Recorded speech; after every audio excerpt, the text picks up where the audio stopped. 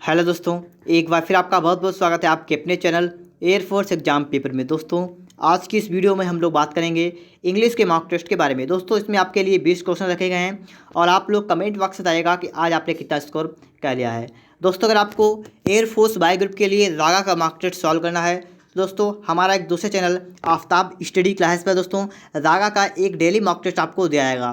दोस्तों, उसका लिंक आपको डिस्क्रिप्शन बॉक्स में दिया गया है, वहां से अगर आप चैनल पर जा सकते हैं। और दोस्तों, जो आपका एक न्यू रागा का मॉक टेस्ट पड़ा हुआ है वो भी आपको, उसका लिंक आपको डिस्क्रिप्शन बॉक्स में मिल जाएगा। ठीक है दोस्तों, वहाँ से आप लोग उस मॉक टेस्ट को भी सॉल्व कीजिएगा और कमेंट बॉक्स में बताइएगा कि वहाँ पर आपने कितना स्कोर किया है। और दोस्तों, अगर आपको रागा के और भी मार्क्स सॉल्व करने हैं तो आपको दोस्तों इस चैनल पर मिलेंगे, और चलो दोस्तों उस चैनल पर भी आपको मिल जाएंगे। और दोस्तों, अगर आप चैनल पर नए हैं तो आप लोग चैनल को सब्सक्राइब भी कर लें।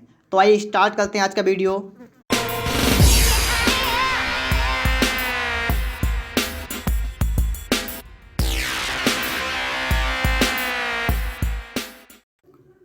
तो दोस्तों, नंबर 1 लिखा हुआ है डायरेक्शंस 1 से 4 तक। Read the passage given below and answer the questions that follow by selecting the correct most appropriate option. तो आपको यहाँ पर 4 क्वेश्चन मिलेंगे और आपको पैसेज से उनका अर्थ को छांटना है। तो आप लोग क्या करेंगे, अपने आप इस पैसेज को पढ़ेंगे और उसके बाद में हम लोग आंसर करेंगे इसके। तो देखिए, पहले आप लोग पैसेज पढ़ लीजिएगा, आगे पढ़ लीजिएगा आप लोग वीडियो को रोक कर, और इसके बाद इसे पढ़ लीजिएगा। ठीक है दोस्तों, इस प्रकार से आपका पूरा पैसेज जो समाप्त हो गया है। देखिए, ये बचा हुआ था, ये भी आप रोक दिया है, इसे पढ़ लीजिएगा। अब देखिएगा आगे नंबर 1 आ चुका है आपके सामने। ठीक है, नंबर 1 को पढ़ते हैं हम लोग। क्या लिखा हुआ है, the author could reduce his expenses by half by. अगर आपने पैसेज को पढ़ लिया होगा तो आप लोग इसका बिल्कुल करेक्ट आंसर कर सकते हैं। तो दोस्तों, इसका राइट ऑप्शन हो जाएगा ऑप्शन नंबर बी वाला। अब मान लीजिए आप कहेंगे इसका मतलब क्या हुआ। इसका मतलब है दोस्तों कि लेखक अपने कार्यालय के करीब के कमरे किराए पर लेकर आधे खर्च कम कर सकता है। तो ऑप्शन बी वाला राइट होगा पहले के लिए। दूसरे की बात करेंगे, यहाँ पर दूसरे में लिखा हुआ है, देखिए पहले डैश लगा हुआ, फिर लिखा हुआ है constituted a major part of the author's expenses. दोस्तों, इसके लिए राइट ऑप्शन कौन सा होगा, ऑप्शन बी वाला फेयर्स। इसका मतलब क्या हुआ, इसका मतलब हुआ किराए में लेखक के खर्चे का बड़ा हिस्सा होता है। अब बच्चा हमारा 3 नंबर का, ये भी देखिएगा, the author's choice of his new residence enabled him. तो दोस्तों यहाँ पर कौन सा करेक्ट ऑप्शन होगा, तो इसके लिए दोस्तों करेक्ट होगा सी वाला। अब दोस्तों आप समझ रहे हैं इसका मतलब क्या होगा, तो इसका मतलब होगा कि लेखक द्वारा चुने गए उसके नए आवास उनके किराए के पैसे बचाने के योग्य बने। तो सेव मनी ऑन फेयर्स वाला करेक्ट होगा। अब देखिए इसके बाद में आगे देखिए क्या लिखा हुआ है नंबर 4 में, व्हाट गेव द ऑथर से फेयरली स्ट्रांग बॉडी। दोस्तों, इसके लिए करेक्ट ऑप्शन कौन सा हो जाएगा, ऑप्शन नंबर दोस्तों डी वाला। क्या लिखा हुआ है, लॉन्ग वॉक्स। हम देखिए आपको दिखा भी नहीं, नंबर 4 वाला देखिएगा, आपको यहाँ पर दिख रहा है, यहाँ से आप पढ़िएगा। तो यहाँ लिखा हुआ है देखिए फेयरली स्ट्रांग बॉडी। तो यहाँ पर क्या लिखा हुआ है, आप पढ़िएगा कि it was mainly his habit of long walk लिखा हुआ है। तो इसलिए यहाँ पर आ जाएगा। ठीक है, कि लंबी जो है बहुत मतलब लंबा टूर सफ़र तय करते थे, तो उसके लिए इन्होंने कहा स्ट्रांग बॉडी उनकी थी। इसके बाद देखेंगे हम लोग यहाँ पर डायरेक्शंस दिए गए हैं नंबर 5 से 6 तक। क्या लिखा हुआ है कि in the following questions group of 4 words are given, in each group 1 word is correctly spelled, find out the correctly spelled word. मतलब इस पर क्या है, आपके लिए 4 आपको विकल्प देंगे, इनमें से बिल्कुल एक करेक्ट है, बकाया सभी आपके गलत हैं। तो कौन सा करेक्ट है दोस्तों, 5 नंबर का कौन सा करेक्ट होगा देखिएगा, यहाँ पढ़िएगा। तो ऑप्शन डी वाला बिल्कुल करेक्ट हो जाएगा। डोमिनेंट, डोमिनेंट का मतलब होगा दबंग। ठीक है, प्रमुख, मुखिया, प्रधान। मैंने आपके लिए 4 शब्द बताए, आप कोई भी इसका अर्थ मान लीजिए। 6 नंबर देखिएगा लिखा हुआ है, यहाँ पर भी 4 ऑप्शन दिए गए हैं और यहाँ पर आपको देखना है कौन सा इसके लिए करेक्ट हो जाएगा। तो इसके लिए करेक्ट ऑप्शन हो जाएगा दोस्तों ऑप्शन नंबर सी वाला, ऑब्जर्वर। इसका मतलब होता है दर्शक, ठीक है, समीक्षक। तो आप कुछ भी कह सकते हैं इसे। अब देखिए इसके बाद नंबर 7 में, नंबर 7 का आ गया है directions, choose the one option which best expresses the meaning of the word given below. अब आपको यहाँ पर जो मीनिंग दे रखी है, आपको यहाँ क्या करना है, बेस्ट एक्सप्रेसेस का मतलब क्या हुआ, बेस्ट मतलब सबसे अच्छा, इसका क्या अर्थ होगा, मतलब इसका सिनोनिम बताना आपको यहाँ पर है। तो नंबर 7 में कॉन्सिल्ड, कॉन्सिल्ड का मतलब क्या होता है, अप्रकट, मतलब जो प्रकट ना हो। इसके लिए कहते हैं हिडन, माने छिपा हुआ। ठीक है, अप्रकट या छिपा हुआ जो प्रकट ना हो। तो ऑप्शन डी करेक्ट होगा इसके लिए। 8 से 9 में बात की गई, यहाँ पर choose the word that opposite meaning. तो आपको यहाँ पर अपोजिट बताना। ठीक है, अपोजिट 8वें में और 9वें में। तो 8वें में आपके लिखा है एबेंडन। एबेंडन का मतलब अगर आपसे मान लीजिए पूछ लिया जाए तो इसका मतलब होता है त्यागना या छोड़ना। और इसका क्या बताना आपको, एंटोनियम। एंटोनियम अपोजिट मतलब वही आपको बताना है, विपरीत। तो इसके लिए दोस्तों हो जाएगा आपके लिए रिटेन, ऑप्शन बी करेक्ट होगा। इसका मतलब होता है रख लेना, एबेंडन माने छोड़ देना, उसका मतलब होता है रख लेना। ठीक, विपरीत। अब 9वें में देखेंगे हम्बल लिखा, हम्बल का मतलब क्या होता है, इसका होता है मतलब नम्र या साधारण। तो इसके विपरीत क्या हो जाएगा आपका हॉटी। हॉटी का मतलब होता है घमंडी या ढीठ कह सकते हैं, निकम्मा ढीठ होता है वही कह सकते हैं, ठीक है इसे।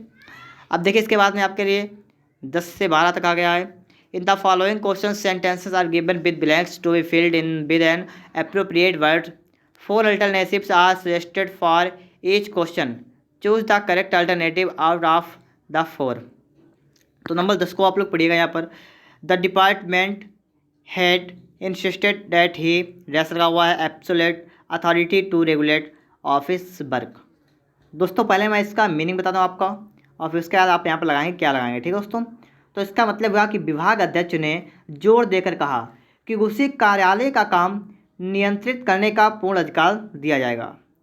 तो यहाँ पर दिया जाएगा लगाओ, तो यहाँ पर लगेगा डी वाला वुड बी गिवन, क्योंकि दिया जाएगा इसका मतलब वाक्य किसमें है, वाक्य है पैसे में। और पैसे में वाक्य है तो उसका मतलब क्या होगा, उस पर थर्ड फॉर्म लगेगी। और देखिएगा यहाँ पर, और यहाँ पर देखिए लगा इंसिस्ट का मतलब होता है पास्ट में वाक्य है। जब ये वाला वाक्य पास्ट में है तो इसमें आप एक चीज़ समझ गए होंगे, इसमें प्रेजेंट का कुछ लगेगा। तो आपका देखिए ए और ये तो लगेगा नहीं, बचे हैं 2 और पैसे भी है, तो आपका डी वाला करेक्ट हो जाएगा। समझ गए होंगे आप लोग। देखिएगा 11 नंबर को। विनोद कमर 2 ऑफ डैश लगा हुआ है brothers attend primary school wishes to be a school teacher after his graduation from the university. अब दोस्तों आपको यहाँ पर भी सोचना है, यहाँ पर क्या भरेंगे आप लोग। तो देखिए इसका अर्थ क्या हुआ, इसका अर्थ ये होगा कि विनोद जिनके 2 भाई प्राथमिक स्कूल में जाते हैं, एक स्कूल टीचर बनना चाहता है। समझ गए होंगे आप लोग। इसका लगेगा हुज, क्योंकि किसी विनोद के लिए क्या लगेगा यहाँ पर, हुज लग जाएगा यहाँ पर, ठीक है, विनोद के लिए। अब देखिए इसके बाद में आप देखेंगे 12 नंबर क्या लिखा हुआ है, द डेडलाइन। डेडलाइन का मतलब क्या होता है पता है आप लोगों को, सुनिएगा। डेडलाइन का मतलब होता है किसी कार्य को पूरा करने के लिए निर्धारित अंतिम तिथि। मतलब आपसे कहा जाए कि आप लोग इस प्रैक्टिस सेट को 10 मिनट में सॉल्व करिएगा, तो आपके लिए वो एक निर्धारित समय हो गया है कि 10 मिनट का टाइम मिला है, ठीक है। तो इसी प्रकार से मान लीजिए आपको 10 दिन का टाइम दिया गया हो, और तो यही इसकी का मतलब ये हो जाएगा, ठीक, डेडलाइन। तो लिखा डेडलाइन बाज नियर, मतलब यह क्या है कि जो अंतिम तिथि थी वो थी नज़दीक। और मिसेज श्वेत हैड हर स्टूडेंट्स डेट लगा हुआ है देर ऐसे। अब यहाँ पर देखिए हैड लगा हुआ है श्वेत, ठीक है, मिसेस श्वेत लगा हुआ, फिर लिखा हैड, और हैड के बाद अगर दोस्तों थर्ड फॉर्म आती है तो हो जाता है पास्ट परफेक्ट में, लेकिन यहाँ थर्ड फॉर्म नहीं है। यहाँ पर इसका मतलब क्या होगा, रखता था, ठीक है, रखती थी, रखता था, जो यही मतलब होगा इसका। हर से मतलब अपने विद्यार्थियों को। अब यहाँ पर आपका भरना, यहाँ पर क्या भरेंगे दोस्तों, तो यार देखिए यहाँ पर हैड लगा हुआ है, लेकिन यहाँ पर थर्ड फॉर्म नहीं लगेगी, यहाँ पर आपका फर्स्ट फॉर्म ही लगेगी। ए बार आपसे सेलेक्ट होगा कंप्लीट, ठीक है, कंप्लीट यहाँ पर लगेगा। देखिए इसके बाद 4 नंबर क्या लिखा हुआ है, in the following sentence a part of the sentence is underlined below are given alternatives to underline part A B C which may improve the sentence choose the correct alternative in case number a no improvement in needed your answer is D. दोस्तों यहाँ पर आपको बताया गया है कि इनमें से अगर इस लाइन को हटाएंगे तो यहाँ पर क्या आप शब्द यूज करेंगे। अगर आपका इसमें से कोई सा करेक्ट नहीं है तो आपको ऑप्शन डी वाला जो है चूज कर देना है। तो यहाँ लिखा है his acting is too good, मतलब उसकी जो एक्टिंग है, उसका कार्यक्रम जो है वो बहुत अच्छा है। तो आप क्या करेंगे, इसके लिए आपको एक शब्द लगाना है, इसे हटाना है। तो यहाँ पर लगा देंगे दोस्तों हम लोग वे, ठीक है, वेरी गुड, ठीक है, टू गुड नहीं वेरी गुड लगाएंगे यहाँ पर। तो सी वाला इसके लिए करेक्ट ऑप्शन होगा। 14 नंबर देखिएगा, यहाँ पर 14 नंबर क्या कहा गया है कि द नॉवल कॉन्सिस्ट 1000 पेट्स। अब आपको दोस्तों यहाँ पर देखना है इसके लिए हम लोग क्या इस्तेमाल करेंगे, क्या सही होगा। इसके लिए कॉन्सिस्ट को हमें हटा देना है, तो इसके लिए दोस्तों हम लगा देंगे कॉन्सिस्ट ऑफ। ऑप्शन दोस्तों इसके लिए बी वाला लगाएंगे, ठीक है। अब देखिए दोस्तों इसके बाद में क्या करेंगे हम लोग, डायरेक्शन आपको दिए गए हैं, पढ़िएगा इस डायरेक्शन को 15-16। In the following question some of the sentence have errors and some are correct, find out which part of a sentence has an error, the number of that part is the answer, if a sentence is free from errors then your answer is D. मतलब आप समझिएगा यहाँ पर कि मतलब इनको एक इसमें से गलत है, आपको चूज करना है। अगर आपको कोई सा भी गलत ना लगे पार्ट तो आप ऑप्शन नंबर डी को चूज करेंगे। तो लिखा है I had a test in mathematics today morning. दोस्तों यहाँ पर क्या होगा, यहाँ पर इन नहीं होगा, यहाँ पर आपका होना चाहिए ऑन, ठीक है, ऑन होना चाहिए। तो दोस्तों ऑप्शन नंबर बी वाले इसके बाद में गलती होगी। मैथमेटिक्स का सब्जेक्ट है कि सब्जेक्ट का टेस्ट होगा, उसके लिए इन नहीं आएगा, ऑन आएगा, ऑन इंग्लिश हो जाए ऑन हिंदी हो, ठीक है। टेस्ट की अगर बात की जाए यहाँ पर। अब देखिए 16 नंबर क्या है, 16 नंबर क्या गया, a girl must be gracious if she wishes to be a ballerina, और नोएडा लिखा हुआ है। पढ़िएगा इसको फिर से पढ़िए, a girl must be gracious if she wishes to be a ballerina. बिल्कुल दोस्तों सही इसका है। तो दोस्तों ये बिल्कुल बात सही है, तो यहाँ पर डी वाला पार्ट इसके लिए करेक्ट ऑप्शन होगा नो एरर, ठीक है, इसमें कोई भी एरर नहीं है। 17 में देखिए क्या लिखा हुआ है कि in the following question out of 4 alternative choose the one which can be substituted for the given words, ठीक है। अब आप यहाँ पर देखिएगा आपके लिए शब्द दिया गया है, शब्द को पढ़िएगा। ए स्मॉल रूम, एक छोटा सा कमरा। इन ए बिग हाउस, एक बड़े हाउस मतलब मकान में या होटल में या जहाज में एक छोटा सा कमरा। Where glasses dishes spoons food it are kept, जहाँ पर ग्लास और डिश मतलब प्लेट वगैरह और चम्मच और फल मतलब क्या है कि भोजन को रखा जाता है। दोस्तों इसके लिए हम लोग शब्द इस्तेमाल करेंगे ऑप्शन नंबर दोस्तों बी वाला, क्या हो जाएगा पेंट्री। ठीक है, पेंट्री का मतलब क्या होगा, रसोई का भंडार। ठीक है, आप किचन नहीं करेंगे, इसे कहेंगे आप लोग पेंट्री। अब देखिए इसके बाद में 18 नंबर क्या है, choose the appropriate preposition for the given sentence. अब आप यहाँ पर देखिएगा, fire fighters but trying to lift the breakage, dash लगा हुआ है, the bus that had overturn, dash लगा हुआ है, फिर से द मैन हाईवे। तो दोस्तों यहाँ पर आपको चूज करना है, यहाँ पर कौन सा करेक्ट होगा। दोस्तों यहाँ पर देखिएगा, तो इसके लिए करेक्ट ऑप्शन हो जाएगा ऑप्शन नंबर ए वाला, क्या लिखा हुआ है, ऑफ कामा ऑन। यहाँ पर आप क्या करेंगे, ऑफ द बस और यहाँ ऑन द मैन हाईवे। ठीक है, सड़क पर। अब देखिए दोस्तों इसके बाद में 19 नंबर है, in the following questions sentence has been given indirect speech out of the four alternative suggested select the one which is expected. मतलब आपको क्या करना है यहाँ पर, इनडायरेक्ट आपको देखना है। ठीक है, तो देखिएगा यहाँ पर 19 नंबर पढ़िएगा, क्या लिखा हुआ है, द बॉय सेड ब्रेवो लिखा हुआ है, यू हैव डन वेल।